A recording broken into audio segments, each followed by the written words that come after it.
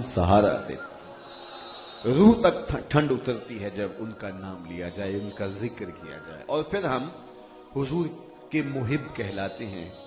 तो मुहिब के लिए महबूब का तज़किरा, महबूब का जिक्र करारे बातिन। वो कहता है ये नगमा छिड़ा रहे, ये खुशबू फैली रहे और इतर फैलता रहे माहौल के अंदर उनके जिक्र का, उनकी यादों का। और अहले ईमान को हुजूर का जिक्र, हुजूर का तज़किरा और हुजूर अलैहिस्सलातु वस्सलाम की बातें तस्कीन बख्शती हैं। सो आप आज जिस मोहब्बत के साथ मैं गुजर के आया हूँ, राहों में, सड़कों के किनारों पर, मस्जिद के अंदर बाहर और अतराफ में फैली हुई ये मोहब्बतों की अजीब दास्तान और आपके तमतमाते हुए चेहरे और आपकी पेशानियों पर लिखा हुआ मोहब्बत का सरनामा, ये इस बात को वाज़े करता है कि ये उम्मत अपने आका को टूट के चाहती है, ये अपने आका से बेपनाह मोहब्बत करती है। इस उम्मत के सीने से हुजूर का प्यार नहीं छीना जा सकता। ये सरमाया हयात है, ये जिंदगी का करार है, ये बातिन का उजाला है और इसी नाम से बज़्म आलम में चरागा होगा। इकबाल ने अपने फलसफे का खुलासा इन लफ्जों में बयान किया, कुव्वत इश्क से हर पस्त को बाला कर दे, दहर में इसमें मोहम्मद से उजाला कर दे। इस दुनिया में जब भी चरागा हुआ मेरे हुजूर के नाम से होगा, मेरे हुजूर के जिक्र से होगा। तो आइए मैं और आप उस नबी का तज़किरा जां फिजा करते हैं जिनके लिए बज़्म आलम तख्लीक किए गए। आओ मैं तुम्हें पहले मस्जिद नबवी के सहन में ले चलता हूं। हुजूम आशिका है, एक मजलिस बपा है। हुजूर हुजरा नूर में बैठे हैं तो वहां से उठे और मस्जिद नबवी के सहन में आए और सहाबा से आके सवाल किया, मा अजलसकुम, क्यों बैठे हो?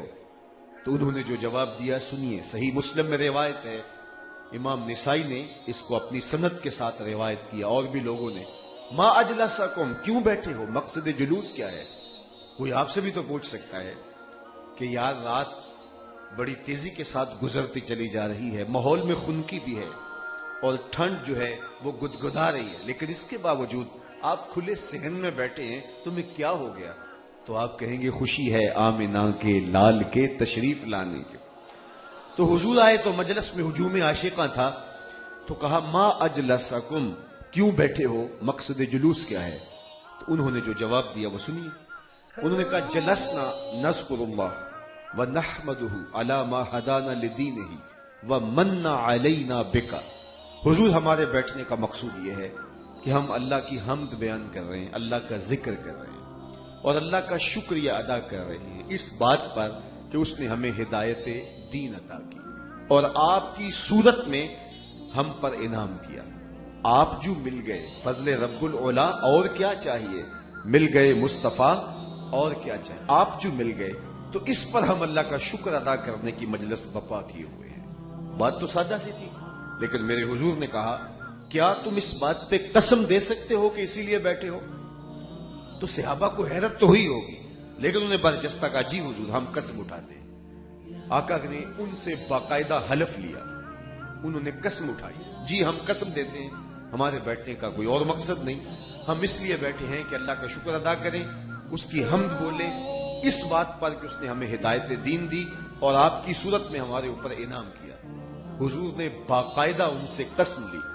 जब कसम ले चुके तो सहाबा के चेहरों पे हैरत तो थी कि बज़ाहिर ये मौका कसम का नहीं था, हुजूर ने कसम क्यों ली है?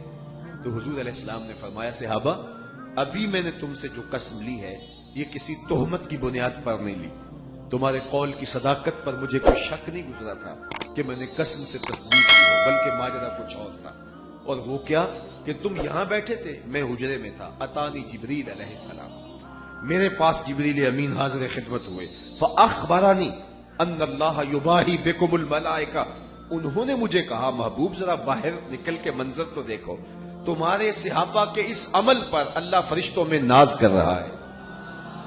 वो अमल कौन सा था जिस पे रब रब होके नाज कर रहा है? वो सहाबा मिल बैठ के हुजूर के आने पर अल्लाह का शुक्र अदा कर रहे हैं। अल्लाह की रहमतों से कोई बैद नहीं कि आज की मजलिस भी कबूल कर ली जाए।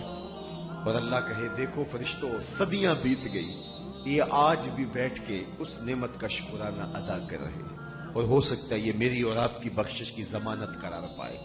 جہاں تک حضور کی صورت میں انعام خداوندی کے شکریہ کا حق ہے وہ تو ہم ادا ہی نہیں کر سکتے۔ ساری زندگی سجدے میں سر رکھ کے رب کا شکریہ ادا کرتے رہیں، حق کے شکر پھر بھی ادا نہ ہو۔ میں تو کہا کرتا ہوں ہمارے بدن پہ اتنے بال نہیں ہیں جتنے رسول اللہ کے احسانات ہیں۔ ہمارا بال بال قرض رسالت میں جکڑا ہوا ہے۔ یہ ایک دن کا میلاد کیا، ساری زندگی حضور کے نام پہ گزار دیں، حق کے شکر پھر بھی ادا نہ ہو۔ خدا شناسی تو دور کی بات ہے، ہم خود شناس بھی نہیں تھے۔ اور مجھے بتاؤ جس کو یہ بھی پتا نہ ہو کہ میں کون ہوں، اس کے پلے ہوتا کیا ہے؟ اقبال نے کہا تھا اپنے من میں ڈوب کر پاجا سراغ زندگی، تو میرا نہیں بنتا تو نہ بن، اپنا تو بن۔ اور جو اپنا بھی نہیں تھا اسے پتہ ہی نہیں تھا کہ میں کون ہوں، تبھی تو اشرف المخلوقات ہونے کے باوجود کبھی درختوں کو پوچھتا ہے، کبھی حشرات الارض کو، کبھی چوپایوں کو معبود سمجھتا ہے، کبھی اجرام فلکیہ کو، کبھی نباتات کے آگے ماتھا ٹیکتا ہے، کبھی مٹی کے بنے ہوئے مادوؤں کے آگے پیشانی کا تقدس پامال کرتا ہے۔ انسان کی تاریخ تو اتنی شرمناک ہے، مچھلی پکڑنے کے لیے کانٹے کے ساتھ جو کیچوا لگایا جاتا ہے، کسی زمانے میں یہ بھی انسان کا معبود رہا ہے۔ سانپوں کو، بچھوؤں کو، ہواؤں کو، جلتی آگ کو، بہتے پانیوں کو، نباتات کو، وحوش و طیور کو، کس کس کو اس نے اپنا معبود نہیں مانا؟ اپنے ہاتھوں کے تراشے ہوئے اصنام اور لکڑی کے اوثان اور مٹی کے مادو، کس کے آگے اس نے اپنی پیشانی کا تقدس پامال نہیں کیا؟ یہ تو میرے حضور نے آ کے بتایا یہ تیرے معبود نہیں ہیں، یہ تیری دہلیز کے نوکر ہیں۔ چاند کو پوچھتا ہے یہ دیکھ انگلی اٹھتی ہے اور وہ ٹکڑے ہو کے قدموں میں آتا ہے۔ سورج کو پوچھتا ہے یہ دیکھ اشارہ ہوتا ہے اور وہ بھاگتا ہوا عصر کے وقت پہ آتا ہے۔ درختوں کو پوچھتا ہے یہ دیکھ میں نہیں تو ہی جا کے کہہ دے درخت قدموں میں سلامی کرنے آتا ہے یا نہیں آتا۔ پتھروں کو پوچھتا ہے دیکھ مٹھی ابو جہل کی ہے اور پتھر کلمے محمد عربی کے پڑھ رہے ہیں۔ اب انسان کی آنکھ کھلتی ہے کہ میں کہاں کھڑا ہوں۔ اب اسے سمجھ آئی کہ ستاروں سے آگے جہاں اور بھی ہے، پرے ہے چرخ نیلی فام سے منزل مسلمان کی، ستارے جس کی گرد راہوں وہ کارواں تو ہے۔ کانپتا ہے دل تیرا اندیشہ طوفان سے کیا، ناخدا تو، بحر تو، کشتی بھی تو، ساحل بھی تو، دیکھ آ کر کوچائے چا کے گرے میں کبھی، کیس تو، لیلا بھی تو، صحرا بھی تو، محمل بھی تو، وائے ناکامی کہ تو محتاج ساکی ہو گیا، میں بھی تو، مینا بھی تو، مستی بھی تو، حاصل بھی تو، آہ کس کی جستجو آوارہ رکھتی ہے تجھے، راہ تو، رہرو بھی تو، رہبر بھی تو، منزل بھی تو، بے خبر تو جوہر آئینہ ایام ہے، تو زمانے میں خدا کا آخری پیغام ہے۔ اسے خود سے ملاقات ہی تب ہوتی ہے جب حضور کی دہلیز پہ آتا ہے۔ اب اس کا لہجہ بدل گیا، وہ جو پتھروں کو، درختوں کو، اشرات الارض کو، چوپایوں کو پوچھتا تھا، اب اس کا بدلا ہوا لہجہ دیکھیے۔ اب وہ بولتا ہے فرشتہ کہنے سے میری توقیر گھٹتی ہے۔ اب اس کی ٹون ہی بدل گئی، فرشتہ کہنے سے میری توقیر گھٹتی ہے، میں مسجود ملائک ہوں، مجھے انسان رہنے دو۔ اب اسے پتا چلا کہ میں کون ہوں، اسے اپنے آپ سے ملاقات ہی حضور کے در پہ ہوتی ہے۔ سید سلیم گیلانی نے کیا خوب کہا، نہ خرد کی روشنی تھی نہ جنوں کی آگہی تھی۔ ذرا غور کیجئے، نہ خرد کی روشنی تھی نہ جنوں کی آگہی تھی، تیری رہبری سے پہلے یہ جہاں جہاں نہیں تھا، تیری رہبری سے پہلے یہ جہاں جہاں نہیں تھا۔ زندگی کو سارا جمال اور زندگی کو سارا حسن اگر دیا ہے تو آمنہ کے لال نے دیا ہے۔ آج آزادی کی بہاریں، کوئی بھی اس کا کریڈٹ لینا چاہے تو وہ اس کی مرضی، لیکن ہمیں تاریخ بتاتی ہے کہ حضور کی ولادت ہوتی ہے اور صحن کائنات میں حضور قدم رکھتے ہیں، اور سویبہ جا کے ابو لہب کو کہتی ہے تیرے مرحوم بھائی کے گھر بیٹا ہوا، تو اس کو اشارے سے کہتا جا تو آزاد ہے۔ تو گویا حضور نے کائنات میں قدم رکھا، غلامی کی زنجیریں ٹوٹنے لگتی ہیں، اور پھر اتنے طریقے دیے غلام آزاد کرنے کے، قسم توڑ بیٹھو غلام آزاد کرو، کفارہ اظہار میں غلام آزاد کرو، روزہ توڑ بیٹھو غلام آزاد کرو، ویسے ترغیب دی، اس کا ثواب بتایا۔ صرف حضرت عبد الرحمن ابن عوف رضی اللہ تعالیٰ عنہ نے اپنی زندگی میں 30,000 غلام آزاد کیے، باقی اصحاب نے غلامی ختم ہو گئی۔ آج انسان آزادی میں سانس لے رہا ہے تو یہ صدقہ ہے محمد عربی کے قدموں کا۔ اگر وہ جلوہ گر نہ ہوتے تو وہی تیرگی ہوتی، وہی ظلمت ہوتی۔ غلام جس ذلت اور جس کربناک زندگی میں اپنے روز و شب بسر کرتا تھا وہ کس سے مخفی؟ آقا کا جوتا بھی دھوپ سے اٹھا کے چھاؤں میں رکھتا تو آقا اس پہ بھی کوڑے مارتا کہ تو نے مجھ سے پوچھا کیوں نہیں؟ تیری اوقات کہ تو میرے جوتے کو میرے پوچھے بغیر چھو لے؟ وہ لاکھ کہے جناب جوتے خراب ہو رہے تھے، لیکن آقا اس کی دلیل ماننے کے لیے تیار نہیں تھا، اس لیے کہ غلام کی کوئی حیثیت نہیں ہوتی۔ اقبال نے بھی کہا تھا غلامی کیا ہے؟ ذوق حسن و زیبائی سے محرومی، جسے زیبا کہیں آزاد بندے ہے وہی زیبا۔ بھروسہ کر نہیں سکتے غلاموں کی بصیرت پر کہ دنیا میں فقط مردان حر کی آنکھ ہے بینا۔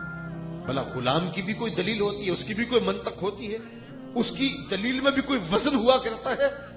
تو غلام اپنے آقا کا جوتا بھی نہ چھو سکے اذن کے بغیر، اور میرے حضور معراج سے واپس پلٹے اور آ کے کہے بلال تو کون سا نیک عمل کرتا ہے؟ میں جنت میں تیرے قدموں کی آہٹ سنی ہے۔ کیا خیال ہے اس ایک جملے نے دور غلامی کی ساری تھکن اتار نہیں دی ہوگی؟ اور بلال فرش چھٹ کے فراز عرش پہ نہیں پہنچ گیا ہوگا؟ جو آقا کا جوتا بھی نہ چھو سکے اس کو دو جہاں کا سردار کہہ رہا ہے میں تیرے قدموں کی آہٹ سنتا رہا ہوں۔ تو یہ وہ تھا حضور کا لایا ہوا نظام حیات، یہ تھا حضور کا دیا ہوا انقلاب، یہ تھا حضور کے آنے سے بزم عالم میں چراغاں۔